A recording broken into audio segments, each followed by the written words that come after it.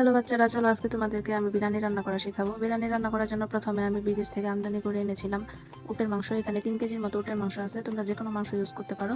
এটা রান্না করা খুব কঠিন কোনো বিষয় নাই। মাংসের মধ্যে দুনিয়া যত ময় মশলা আছে সবকিছু দিবা। ও এখানে যে পাতার মতো দেখতেছো এগুলো হচ্ছে একাশি গাছের পাতা, সাথে কিছু অর্জুন গাছের ছাল দিয়েছি। এবার এখানে 10 কেজির মতো চাল দিয়ে দিবা। 6 জন মানুষের জন্য মিনিমাম 10 কেজি চাল লাগে।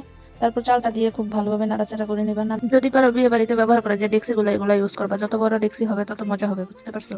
আর মোস্ট ইম্পর্টেন্ট হচ্ছে এটা নাড়া দেওয়ার জন্য অবশ্যই বাচ্চারা যে ক্রিকেট খেলে এই ব্যাটগুলা দিয়ে নাড়াচাড়া করবা। এই ব্যাট দিয়ে নাড়লে যে মজা পাবা, স্টিলের খুন্তি দিয়ে নাড়লে কিন্তু সেই মজাটা পাবা না। এই ভুলটা কিন্তু কখনো করতে যাবা না, ঠিক আছে? মিনিমাম হাফ কেজি কাঁচামরিচ ইউজ করছি, দেখতে পাচ্ছ উপরে ভেসে আছে কতগুলা কাঁচামরিচ সবুজ।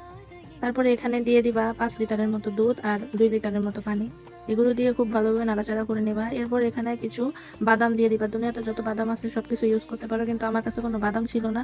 শুধু এক জাতের বাদাম ছিল, কি জানি চিংড়ি মাছের মতো বেঁকা বেঁকা বাদাম, এটার নাম কি জানি, কাজু বাদাম না কাঠবাদাম, যাই হোক। এই বাদাম ছিটাই উপরে দিয়ে দিবা। আর মনে রাখবা কিছুক্ষণ পরে পরে পরে পরে ঢাকবা আর নাড়বা, ঢাকবা আর নাড়বা। নাড়ানাড়ি পর্ব শেষ হয়ে গেলে তারপর কিছুক্ষণ ঢেকে এই মাত্র 1 ঘন্টার মতো ওয়েট করবা। তারপরে দেখবা যে বিরিয়ানিটা হয়ে গেছে। এই তো ফাইনাল বিরিয়ানিটা হয়ে গেছে, দেখছো কত সুন্দর ঝরঝরা। আমার পদ্ধতি ফলো করলে যারা বিরিয়ানি রাঁধতে পারে না তারাও একদম পারবা খুব সহজ পদ্ধতিতে। আমি আবার গরুর মাংস বিরিয়ানি পছন্দ করি না, তো তাই আমার জামাই উটের মাংস এনে দিয়েছে বিদেশ থেকে। তোমাদের যাদের জামাই নাই তারা বেশি বেশি আফসোস করবা, তাহলে দেখবা যে একসময় তোমাদের জামাই হয়ে যাবে। যাই হোক, আল্লাহ হাফিজ, টাটা, বাই বাই।